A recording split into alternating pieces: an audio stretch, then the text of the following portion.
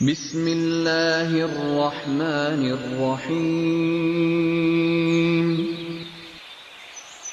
وَلَقَدْ يَسَّرْنَا الْقُرْآنَ لِلذِّكْرِ فَهَلْ مِن مُّدَّكِرٍ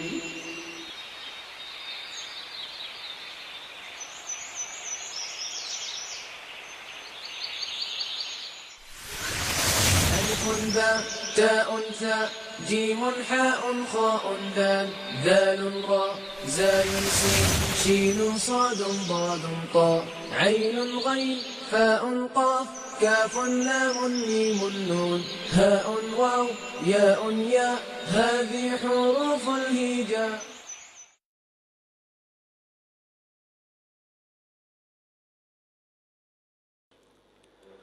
اعوذ باللہ من الشیطان الرجیم بسم اللہ الرحمن الرحیم قال النبی صلی اللہ علیہ وسلم اقرأوا القرآن فإنه یأتی یوم القیامة شفیعا لأصحابی.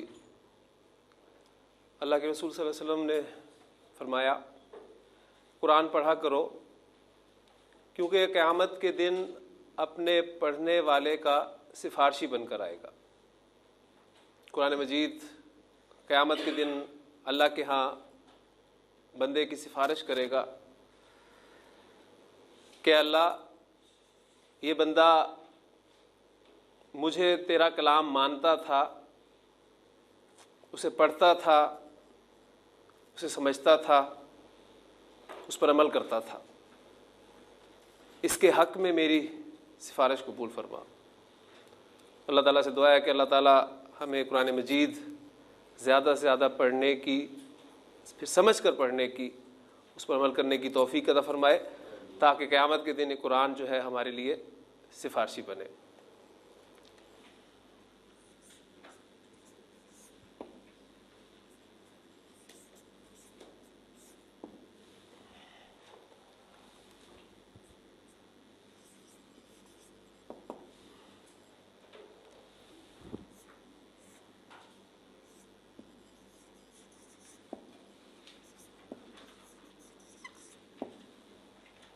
لفظ کی دو اقسام ہمارے سامنے آئی تھی، بامانی لفظ اور بے معنی لفظ، اور ہم نے کہا تھا کہ کیونکہ ہم نے قرآن مجید کا مطالعہ یہاں کرنا ہے لہٰذا بے معنی لفظ یا بے معنی الفاظ جو ہیں وہ ہمارے اس سلیبس میں شامل نہیں ہوں گے.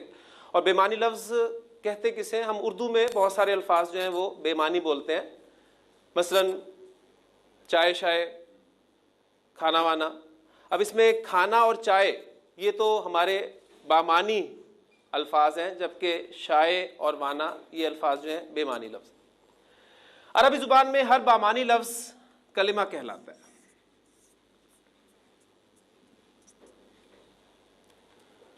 کلمہ کی تین اقسام ہم نے کل پڑھی تھی، اسم، فعل اور حرف. پھر اس کے بعد اسم کی ڈیفینیشن ہم نے یہ دیکھی تھی کہ اسم کے معنی ہوتے ہیں نام کے. تو اسم نام ہے، کس کا نام؟ کسی شخص کا نام. مثلا زید. اور میں نے آپ کو کل بتایا تھا کہ عربی زبان میں 85% اسماء ایسے ہیں جن کے آخر میں ڈبل حرکت یعنی تنوین آتی ہے. تو جو بھی اسم آپ کے سامنے بورڈ پر آئے گا اس کے بارے میں غالب گمان ہمارا یہی ہوگا کہ یہ اسم جو ہے اس پر تنوین آتی ہے اور یہ ان 85% اسماء میں شامل ہے، الا میں اس کے بارے میں آپ کو مزید کچھ بتاؤں. شخص کا نام، جگہ کا نام.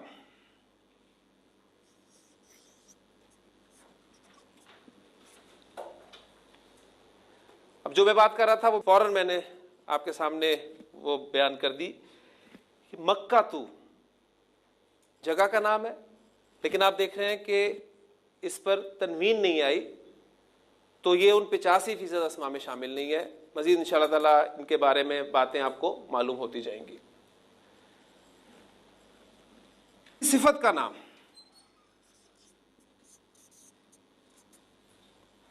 صالح. صالحن نیک کے لیے لفظ استعمال ہوتا ہے.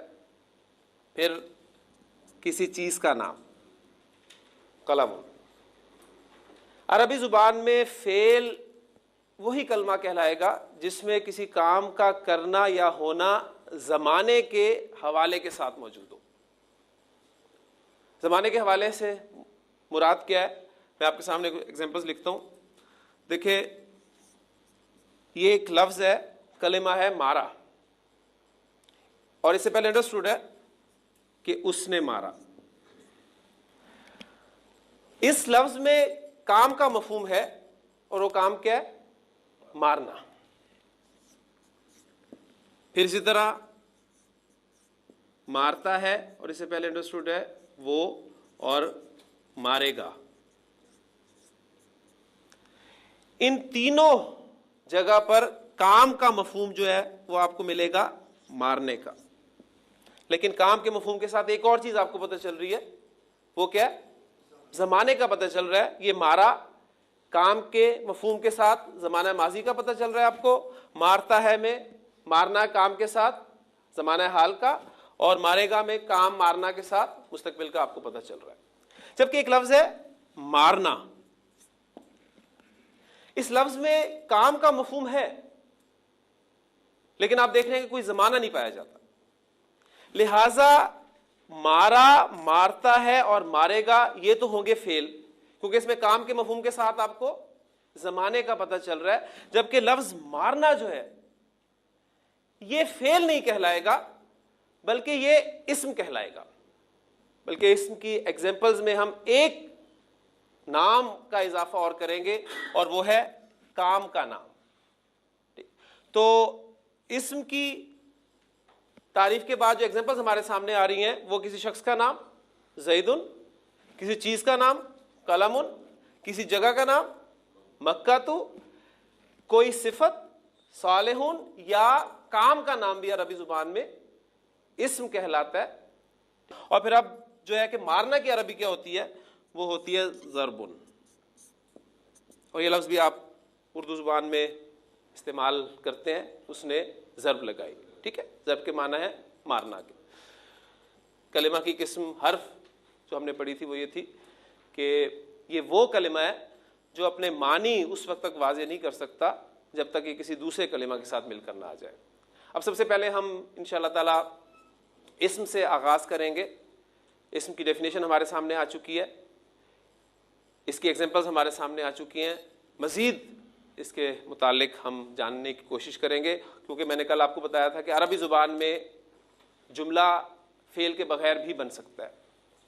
لہٰذا ہم پہلے اسم پڑھیں گے, پھر اس کے بعد فعل شروع کریں گے, اور ان کے درمیان میں ہی اسم پڑھتے ہوئے اور فعل پڑھتے ہوئے مختلف حروف کا مطالعہ کریں گے.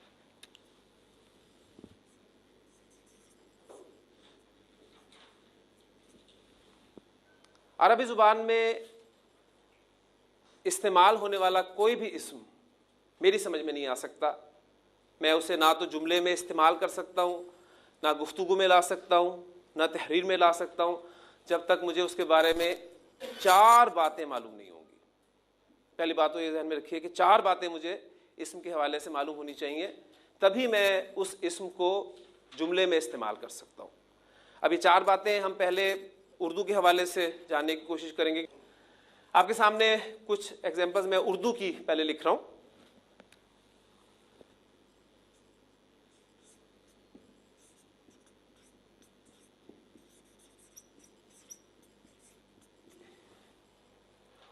اردو بولنے والا, پڑھنے والا ہر شخص اس جملے کو بخوبی سمجھ سکتا ہے. ایک لڑکے نے محمود کو مارا. اس جملے میں کام ہوا ہے مارنے کا, اور اس کام کو کرنے والا کون ہے؟ ایک لڑکا. اس کا مطلب ہے کہ اس فعل کا فاعل جو ہے وہ ایک لڑکا ہے, اور یہ کام کس پر ہوا ہے؟ محمود پر. یعنی اس فعل کا مفعول محمود ہے. تو یہ فعل, فاعل اور مفعول یہ اردو کے اعتبار سے ہم سب لوگ جانتے ہیں. ایک جملہ اور لکھ رہا ہوں.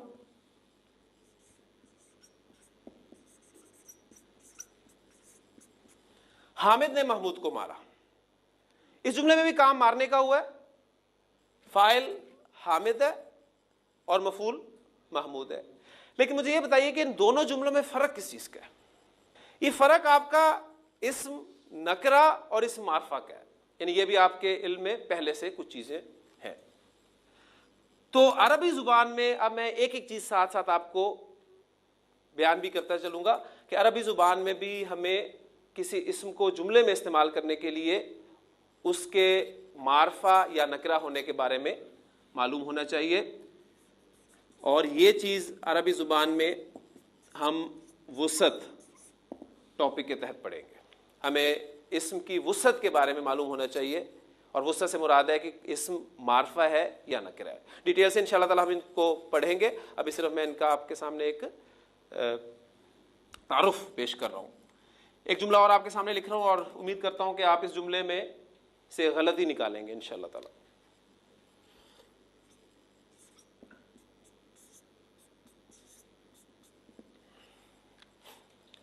دیوار گر گیا. یہ کیا غلطی ہے اس میں؟ دیوار گر گئی. یہ میں نے غلطی کیوں کی؟ مجھے جملہ بنانا تھا جس میں دیوار اسم میں استعمال کرنا چاہ رہا ہوں, لیکن اب مجھے اس دیوار اسم کے بارے میں پتہ نہیں کہ اردو زبان میں اس اسم دیوار کا استعمال مذکر ہوتا ہے یا مؤنث ہوتا ہے. لہٰذا مجھ سے یہ غلطی ہوگی.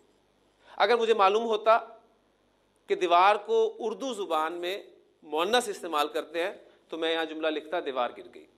تو عربی زبان میں بھی بالکل اسی طرح ہوگا. ہمیں اسم کے مذکر یا مؤنث ہونے کے بارے میں پتہ ہونا چاہیے, اور یہ چیز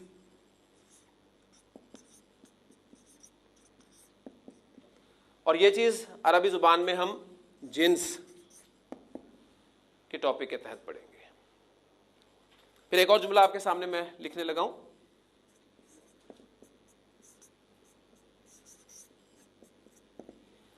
دیوار گر گئی, یا تو دیواریں گر گئی ہوں. اب یہ غلطی بھی میرے سے کیوں ہو رہی ہے؟ مجھے لفظ دیوار, اسم دیوار کی جمع کے بارے میں معلوم نہیں ہے. میں یہاں استعمال جمع کا لفظ کرنا چاہ رہا ہوں, لیکن مجھے معلوم نہیں ہے, لہذا میرے سے غلطی ہوگی. یعنی مجھے عربی زبان میں بھی واحد, جمع, اور پھر ایک خاص چیز عربی زبان میں ذہن میں رکھیے گا. تفصیل سے تو انشاءاللہ تعالی ہم اس کو پڑھیں گے. عربی زبان میں عدد 3 ہے. ایک کے لیے واحد استعمال کیا جاتا ہے, 2 سے زائد کے لیے عربی زبان میں جمع کا لفظ استعمال کیا جاتا ہے, جبکہ 2 کے لیے, خاص 2 کے لیے, جو کہ نہ انگریزی میں ہے نہ اردو میں ہے, ایک لفظ مثنیٰ استعمال کیا جاتا ہے. ڈیٹیل سے انشاءاللہ تعالی ہم جب ٹاپک پڑھیں گے یہ واحد, جمع اور مثنیٰ کا, اس وقت دیکھیں گے, اور اس کو ہم عدد کے ٹاپک کے تحت پڑھیں گے. تو عربی زبان میں ابھی تک جو باتیں آپ کے سامنے آئی ہیں وہ یہ کہ 3 چیزیں میں نے بیان کر دیں. اسم کی وسعت کے بارے میں مجھے معلوم ہونا چاہیے, اور وسعت سے مراد اسم کا معرفہ ہونا یا نکرہ ہونا ہے. اسم کی جنس کے بارے میں معلوم ہونا چاہیے, اور جنس سے مراد اسم کا مذکر ہونا یا مؤنث ہونا, اور اسم کے عدد کے بارے میں معلوم ہونا چاہیے, یعنی اسم کا واحد ہونا, مثنیٰ ہونا یا جمع ہونا. تو یہ 3 چیزیں میں نے آپ کو بتا دیں, اور شروع میں نے آپ کو کہا تھا کہ عربی زبان میں کسی بھی اسم کو اس وقت تک صحیح طریقے سے استعمال نہیں کر سکتا جب تک مجھے اس کے بارے میں 4 باتیں معلوم نہ ہوں. اب چوتھی بات کی طرف آتے ہیں, جو کہ آپ الحمدللہ پہلے جملے میں ہی سمجھ چکے ہیں. میں نے آپ سے پوچھا تھا کہ اس جملے میں فعل مارا, فاعل ایک لڑکا, اور مفعول محمود. اس طرح دوسرے جملے میں آپ کا فاعل حامد اور محمود مفعول. جملے میں یہ فاعل کا پتہ ہونا اور مفعول کا پتہ ہونا, کیونکہ اگر اوپر والے جملے کو میں تھوڑا سا تبدیل کر دوں,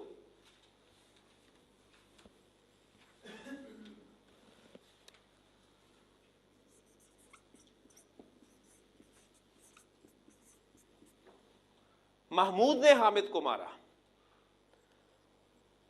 تو آپ دیکھیں گے کہ ان دونوں جملوں میں حامد اور محمود دونوں استعمال ہوئے ہیں, لیکن دونوں اسما کا سٹیٹس دونوں جملوں میں مختلف ہے.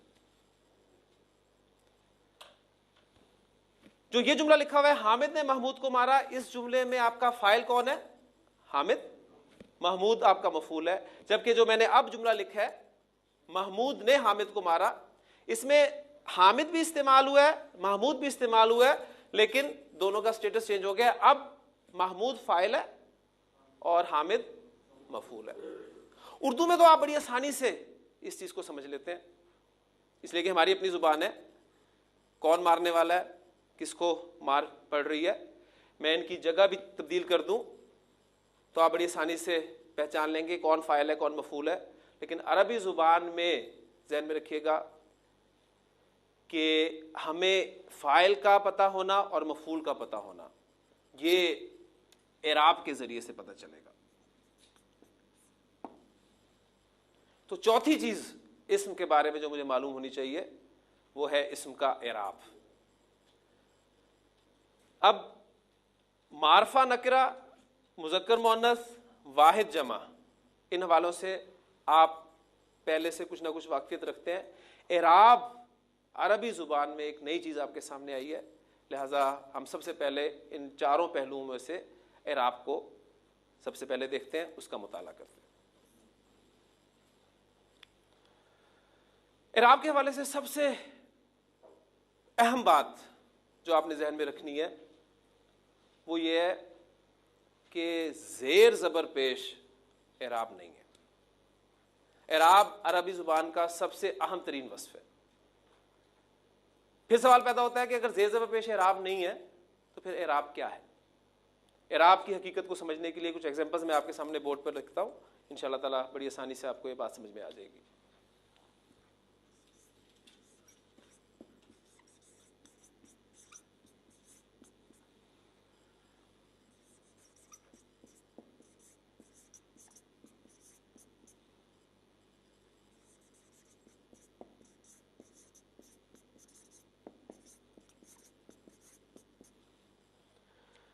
تین جملے میں نے آپ کے سامنے بورڈ پہ لکھے ہیں. حامد نے محمود کو مارا، محمود نے حامد کو مارا اور محمود نے حامد کے بھائی کو مارا. پہلے جملے میں کام مارنے کا، مارنے والا حامد، مار کھانے والا محمود. دوسرے جملے میں کام پھر مارنے کا، لیکن اب مارنے والا محمود ہو گیا اور حامد مار کھانے والا ہو گیا. تیسرے جملے میں پھر مار پیٹی، مارنے والا محمود لیکن مار کھانے والا اب حامد نہیں ہے بلکہ حامد کا بھائی ہے. ان تینوں جملوں میں حامد کے معنی میں کوئی تبدیلی واقع نہیں ہوئی، لیکن کچھ تبدیل ضرور ہوا ہے. کیا چیز تبدیل ہوئی ہے؟ اس اسم حامد کا سٹیٹس، اس کی پوزیشن وہ تبدیل ہوئی ہے. پہلے جملے میں اسم حامد اس جملے کا فاعل تھا، دوسرے جملے میں حامد اس جملے کا مفعول ہو گیا، تیسرے جملے میں حامد نہ فاعل ہے نہ مفعول ہے بلکہ اس کا ذکر ضمناً آیا ہے. اب ان میں سے پہلی دو ایگزامپلز جو ہیں ان کو سامنے رکھتے ہوئے مزید اس کی کلیریفیکیشن کرتا ہوں.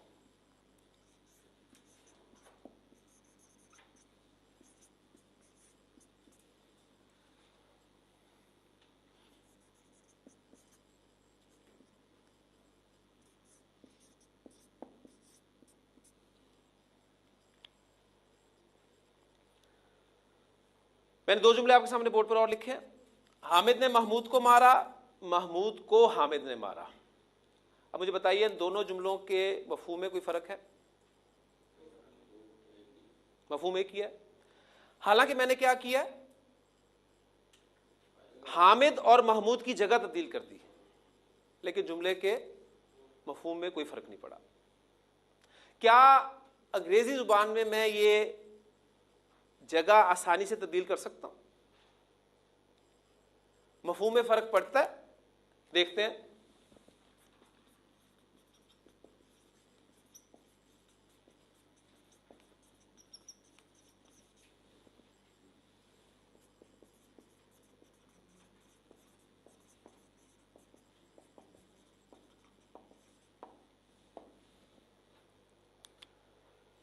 حامد کی جگہ میں محمود رکھ دیا، محمود کی جگہ حامد رکھ دیا، معنی میں فرق پڑا؟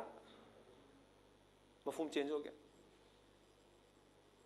اردو میں جگہ میں نے تبدیل کر دی، مفہوم میں فرق نہیں پڑا.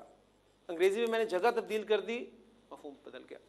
آپ کو کیسے پتا چلا ان دونوں جملوں میں کہ اس پہلے جملے میں بھی حامد آپ کا فاعل ہے اور دوسرے جملے میں بھی حامد آپ کا فاعل؟ آپ کو کیسے پتا چلا؟ یعنی آپ نے ایک علامت مقرر کی کہ اچھا اردو زبان میں عام طور پر فاعل کے ساتھ یہ نے کا لفظ استعمال ہوتا ہے، لہذا یہ نے لفظ جہاں بھی اسم کے ساتھ جائے گا ہم اسے فاعل ہی تصور کریں گے. اور کو کا لفظ جو ہے یہ عام طور پہ مفعول کے ساتھ استعمال ہوتا ہے، اس لیے کو کا لفظ جس اسم کے ساتھ جائے گا اس سے ہم مفعول کہیں گے. جبکہ انگریزی میں ترتیب اہمیت رکھتی ہے، اس میں یہ کو کے لیے اور نے کے لیے کوئی لفظ نظر نہیں آ رہا آپ کو. اب عربی زبان کی اہم ترین بات وہ سن لیجئے گا کہ عربی زبان میں نہ تو نے اور کو کے لیے کوئی لفظ ہے، کوئی لفظ نہیں ہے. نے اور کو کی عربی آپ کو نہیں ملے گی، اور نہ ہی ترتیب کی کوئی اہمیت ہے. ہاں کچھ ریسٹرکشنز ہوں گی جہاں ہم فاعل اور مفعول کو اپنی اپنی جگہ پر رکھیں گے. ان تینوں جملوں کے اعتبار سے اب میں اعراب کی ڈیفینیشن آپ کے سامنے رکھنا چاہ رہا ہوں. معنی کی تبدیلی کے بغیر اسم کی حالت کی تبدیلی، جسے ہم نے اسٹیٹس کہا ہے، معنی کی تبدیلی کے بغیر اسم کی حالت کی تبدیلی اعراب کی تبدیلی کہلاتی ہے. اب یہ جو جملے میں نے آپ کے سامنے لکھے، حامد نے محمود کو مارا اور محمود نے حامد کو مارا، ان کی عربی میں آپ کے سامنے لکھ رہا ہوں تو انشاءاللہ تعالیٰ بڑی آسانی سے آپ پہچان لیں گے کہ یہ کیسے ہمیں پتہ چلے گا کہ یہ فاعل ہے اور یہ مفعول ہے. حامد نے محمود کو مارا.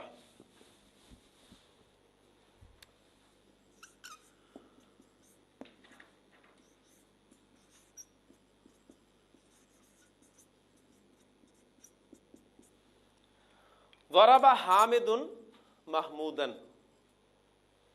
اور اس کا الٹ مفہوم دینے والا جملہ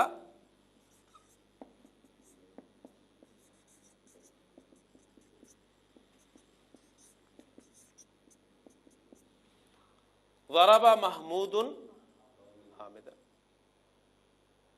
اب آپ دیکھ رہے ہیں کہ جب حامد جملے میں فاعل کے طور پہ استعمال ہوا تھا تو اس پہ میں نے دو پیش ڈالی تھی، اور جب حامد جملے میں مفعول کے طور پہ استعمال ہوا تو میں نے دو پیش کی جگہ پر دو زبر استعمال کی.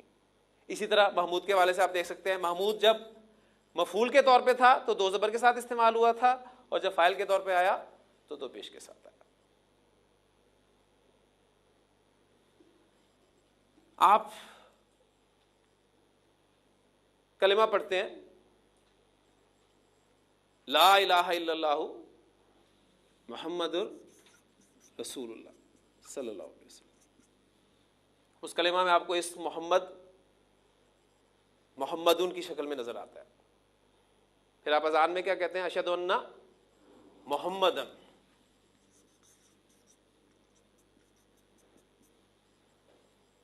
پھر آپ درود شریف پڑھتے ہیں، اس میں آپ کیا کہتے ہیں؟ اللہم صلی علی محمدن. اب اسم محمد صلی اللہ علیہ وسلم آپ دیکھ رہے ہیں کہ تین شکلوں میں استعمال ہوا ہے، لیکن شاید آپ نے کبھی غور نہ کیا.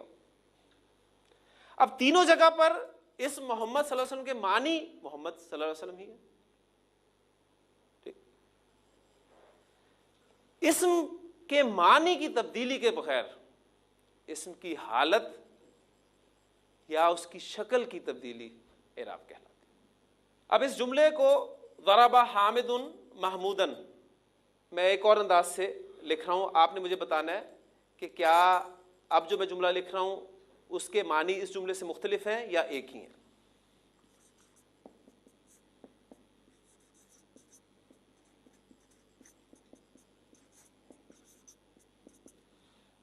ضرب محمودن حامدن، ہاں یہ دونوں جملوں کے معنی ایک ہی ہیں یا مختلف ہو گئے؟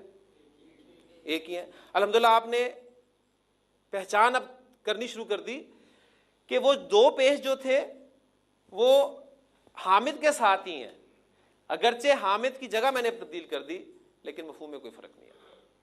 تو جو میں نے کہا تھا کہ عربی زبان میں نہ تو نے اور کو کے لیے کوئی لفظ ہے، اب آپ دیکھ رہے ہیں کہ اس میں 3 الفاظ استعمال ہوئے ہیں، 2 اسماء ہیں، ایک حامد، دوسرا محمود، اور ایک فعل استعمال ہوا ہے۔ اور ترتیب کا جہاں تک تعلق ہے وہ بھی آپ کے سامنے ہے، میں نے ترتیب تبدیل کر کے دکھا دی، کوئی مفہوم میں فرق نہیں پڑا۔ تو اعراب کے بارے میں جو 2-3 باتیں میں نے آپ کے سامنے کی ہیں ان کو پھر ذہن میں تازہ کر لیجئے۔ پہلی بات یہ ہے کہ عربی زبان میں اعراب اہم ترین وصف ہے۔ اعراب کے معنی زیر زبر پیش کے نہیں ہے، اور اعراب اسم کے معنی کی تبدیلی کے بغیر اس کی حالت یا شکل کی تبدیلی کو ہم اعراب کہتے ہیں۔ اب جس طرح ہم نے پڑھا کہ عربی زبان میں وسعت کے اعتبار سے اسم یا تو معرفہ ہوگا یا نکرہ ہوگا، جنس کے اعتبار سے یا تو مذکر ہوگا یا مؤنث ہوگا، اور عدد کے اعتبار سے یا واحد ہوگا یا مثنی ہوگا یا پھر جمع ہوگا۔ اس اعتبار سے اب ہم اعراب کے حوالے سے بھی اس کو پورا کرتے ہیں۔ اعراب کے اعتبار سے اسم 3 حالتوں میں سے کسی ایک حالت میں آپ کو ملے گا، چوتھی حالت کوئی نہیں ہوگی۔ اسم کی 3 حالتیں ہی ہو سکتی ہیں، چوتھی حالت کوئی نہیں ہوتی۔ جس طرح وسعت کے اعتبار سے 2 ہے، معرفہ نکرہ، کوئی تیسری چیز نہیں ہے۔ جنس کے اعتبار سے مذکر مؤنث، تیسری چیز نہیں ہے۔ عدد کے اعتبار سے واحد مثنی جمع، چوتھی چیز نہیں ہے۔ لہٰذا اعراب کے اعتبار سے اسم کی 3 حالتیں ہی ہو سکتی ہیں، چوتھی حالت کوئی نہیں ہوتی۔ وہ حالتیں کون کون سی ہیں وہ میں آپ کے سامنے بورڈ پر لکھتا ہوں۔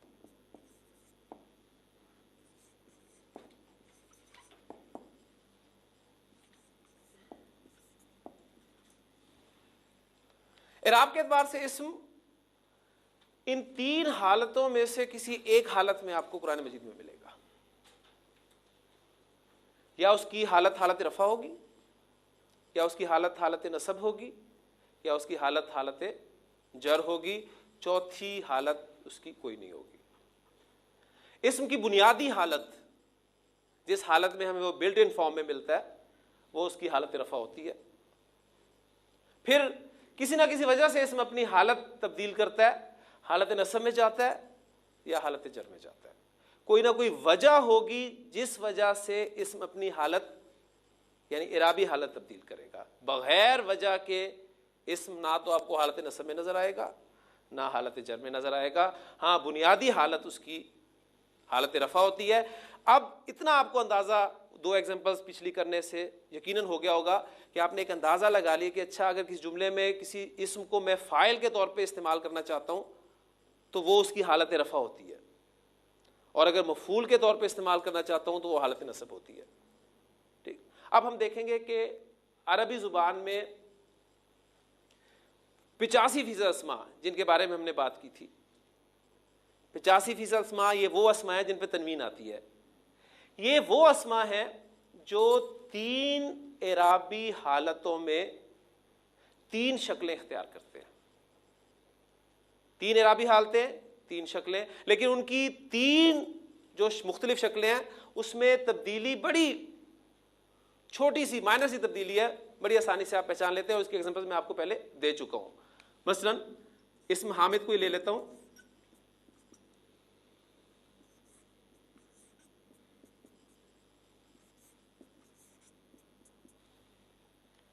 حامدن، حامدن، حامدن۔ حامدن حالت رفع، حامدن حالت نصب، حامدن حالت جر۔ تو اسم حامد آپ کو عربی زبان میں ان 3 حالتوں میں سے یا 3 شکلوں میں سے ایک شکل میں ملے گا، اور آپ الحمدللہ اس کو اب پہچان کرنی شروع کر دیں۔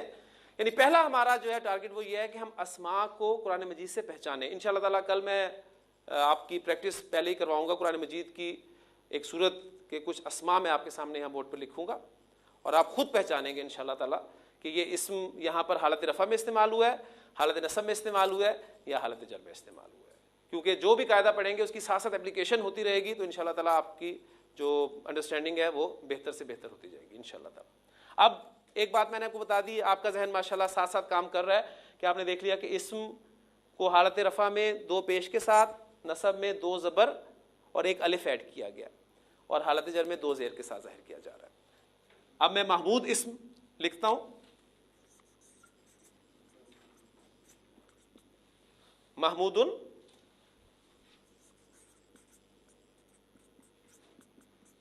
حالت نصب اس کی محمودن,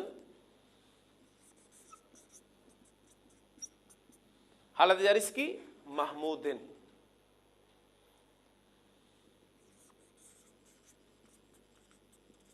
محمد صلی اللہ علیہ وسلم, حالت نصب محمدن,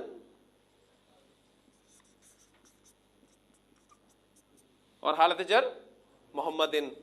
تو الحمدللہ آپ اس قابل ہو گئے ہیں جو پہلی مرتبہ عربی پڑھ رہے ہیں کہ وہ بتا سکتے ہیں کہ ہم کلمہ طیبہ میں اس محمد صلی اللہ علیہ وسلم حالت رفع میں استعمال کرتے ہیں. ہم جب اذان میں اس محمد صلی اللہ علیہ وسلم کا ذکر کرتے ہیں تو وہ حالت نصب میں کرتے ہیں, اور درود شریف میں جب ہم اس محمد صلی اللہ علیہ وسلم کا ذکر کرتے ہیں تو وہ حالت جر میں کرتے ہیں. اسم کے مختلف حالتوں میں رفع, نصب, جر, ان تین مختلف حالتوں میں ہونے کی مختلف وجوہات ہو سکتی ہیں.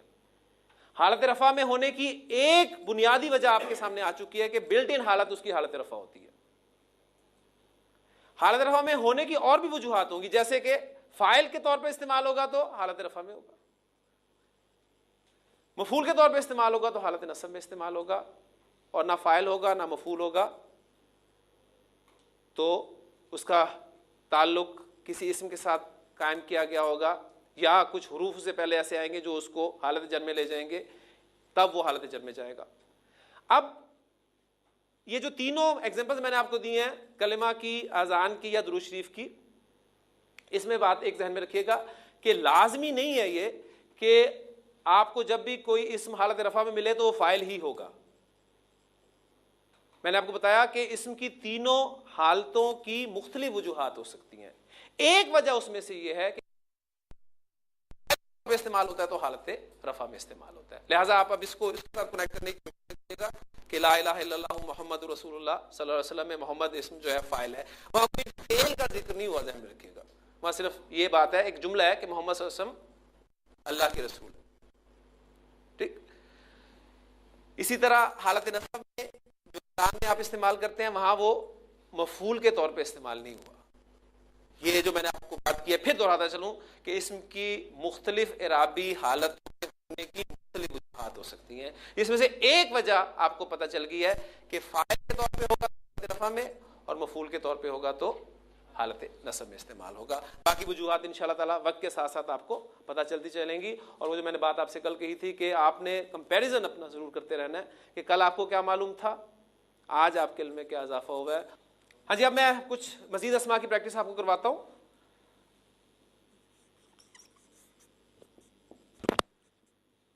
مسجد, اس اسم کی حالت نصب آپ خود بولیں گے انشاءاللہ تعالیٰ, کیا بنے گی؟ مسجدن. حالت جر کیا ہوگی؟ مسجدن. اب مسجد کا دروازہ ہوتا ہے, جس طرح آپ کے کمرے کا ایک دروازہ ہے, تو دروازے کو عربی زبان میں بابن کہتے ہیں. بابن, یہ حالت رفع ہوگی. حالت نصب کیا ہوگی اس کی؟ بابن. بابن.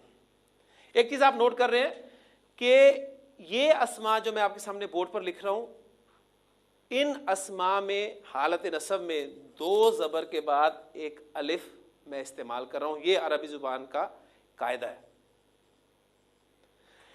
یہ 85% اسماء ہیں جو تین اعرابی حالتوں میں تین شکلیں اختیار کرتے ہیں.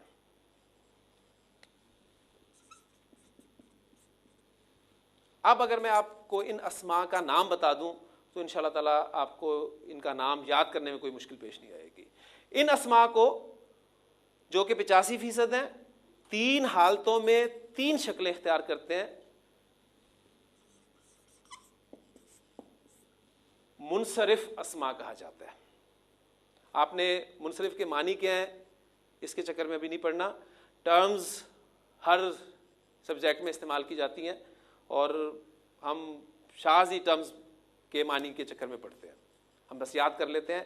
میں نے طریقہ یہ اختیار کیا یہاں پر کہ پہلے آپ کو بات سمجھا دی جائے, بات سمجھانے کے بعد جب کنسیپٹ کلیئر ہو جائے تو پھر اس کا نام جو کہ ایک مشکل ٹرم میں آپ کے سامنے آئے گا وہ بتا دیا جائے, تو اب آپ کے لیے یہ نام یاد کرنا مشکل نہیں ہوگا. بجائے اس کے کہ میں پہلے کہوں کہ اب ہم منصرف اسما پڑھیں گے تو وہ منصرف لفظ سنتے ہی ایک بوجھ سا ذہن پہ پہلے ہی آ جاتا ہے اور پھر بات اتنی جلدی سمجھ میں نہیں آتی. اب الحمدللہ آپ کو سمجھ میں آ گیا کہ عربی زبان میں 85% اسما ایسے ہیں جو 3 اعرابی حالتوں میں 3 شکلیں اختیار کرتے ہیں. ان کو منصرف اسما کہتے ہیں اور ان اسما کی ایک علامت ہے جس سے آپ انہیں پہچانتے ہیں. پہچان لیں گے علامت کیا ہے ان کی؟ ماشاءاللہ. ان اسما کی علامت ہے تنوین, چاہے 2 پیش آئیں, چاہے 2 زبر آئیں, چاہے 2 زیر آئیں. تو منصرف اسما کی علامت کیا ہے؟ تنوین. تنوین کن اسما کی علامت ہے؟ منصرف اسما کی تعداد کتنی ہے؟ 85% اسما کو کیا کہتے ہیں؟ 85% اسما 3 اعرابی حالتوں میں کتنی شکلیں اختیار کرتے ہیں؟ 3 اعرابی شکلیں اختیار کرنے والے اسما کی علامت کیا ہے؟ تنوین کن اسما کی علامت ہے؟ منصرف اسما کسے کہتے ہیں؟ وہ اسما جو 3 حالتوں میں 3 شکلیں اختیار کرتے ہیں اور ان کی علامت تنوین ہے. بالکل اسی طرح جس طرح ایک مومن بندے کی علامت نماز ہے, آپ نے منصرف اسما کو پہچاننا ہے تنوین سے اور ایک مومن بندے کو آپ نے پہچاننا ہے نماز سے. یہ ہو ہی نہیں سکتا کہ منصرف اسم پر تنوین نہ ہو, اور یہ ہو ہی نہیں سکتا کہ بندہ مومن ہو اور نماز نہ پڑھے. نبی اکرم صلی اللہ علیہ وسلم نے فرمایا کہ نماز میری آنکھوں کی ٹھنڈک ہے, اور آپ صلی اللہ علیہ وسلم نے فرمایا آخری وقت آپ صلی اللہ علیہ وسلم کی زبان مبارک پہ جو الفاظ تھے وہ کیا تھے؟ الصلاۃ الصلاۃ الصلاۃ, نماز نہ چھوڑنا. اب اگر دعویٰ ہے ہمارا مومن ہونے کا, مسلم ہونے کا, تو ذرا چیک کریں کہ علامت ہے. بہت ضروری. نماز کے بغیر بندہ جو ہے وہ مومن نہیں. اللہ تعالیٰ عمل کی توفیق عطا فرمائے. سبحانک اللہم و بحمدک نشہد ان لا الہ الا انت نستغفرک و نتوب الیک.